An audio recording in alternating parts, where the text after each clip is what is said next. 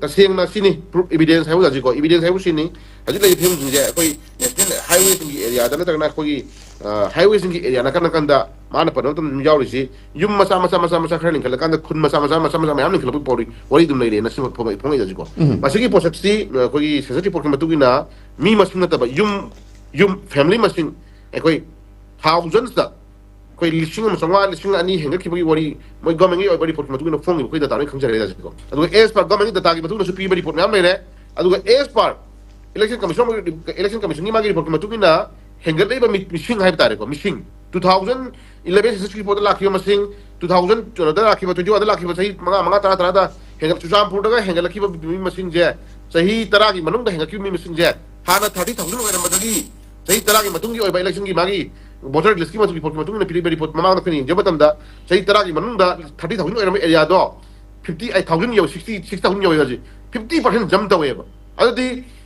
30000 laiba miyoi jindu sahi amada nupa nupi 30000 ai ji da feminine da men yawra bani angang nubi hanu handang nupi ni pa pulap yar kanda magi lerami ba area ki population do 30000 area ma potu sahi tara ki batungda mi lising kun hengale hai tara ka jajit adi nupi masing kaya no nipa masing kaya no angang masing kaya no khaidok matungda nupi gi lewi percentage hola matungda adu nupi mana sahi tara dai koi angang kya pokku ya ga dai koi hotok shela jit pramani ko adu sahi mana nupi mana angang tara kun pokku phim lai dure last da jiko asugum ba mayam mo min ta da mayam ji da je basi lengak ama lai wi lengak na basi yam khmu yum changi la je duna lai phim je manipur si ta sing lai tara ga di ta sing na thawai tawgen tawba thawai na kana ko khana tawgen tawba por khra yaw ma mi masum tare da jiko Hawai Manipur da kusem le badu kumba influx mayama illegal immigrant mayama hajral laga mitop miran sa mayam hajral laga adi drug ki makon chha laga adi terrorist mayam ki makon chha laga nei koi adi ki terrorist ki makon chha laga nei koi jinja Manipur thugai laga no khona badu kumba plan ama yorab ra bada ji khanda ngam kre bada ji ko na badu mayam du kalhau si hanagi apik pa square kilometer koi ki apik lai jari pa square kilometer lising kun ni thu sani ga kun sa ga ni pa pak chauba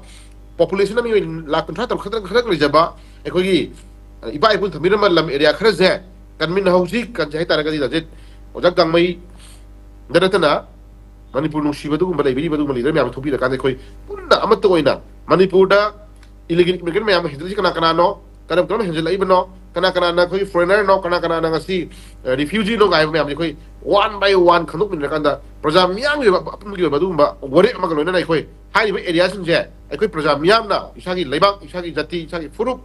himinari me abi kan minana bi damang tai koi punna collective responsibility lo bi kan da koi tham to change hom je mai tham jogi da